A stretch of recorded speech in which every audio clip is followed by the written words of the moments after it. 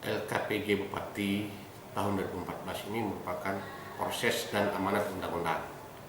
Setelah masa 1 tahun berakhir, pelaksanaan keuangan daerah yang dikelola oleh pemerintah daerah, Bupati wajib membuat LKPJ disampaikan kepada DPRD. Nah, LKPJ Bupati ini merupakan tolak ukur sejauh mana proses yang telah dilaksanakan masa tahun yang berjalan.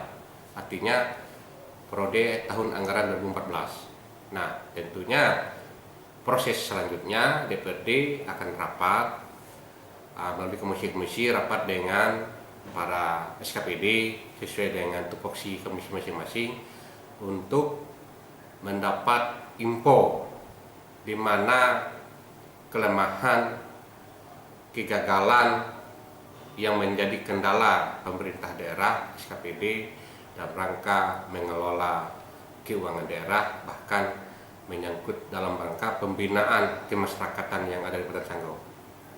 Nah, selanjutnya setelah proses rapat komisi bersama SKPD, tentunya kita mendapat suatu kesimpulan menjadi rekomendasi DPRD.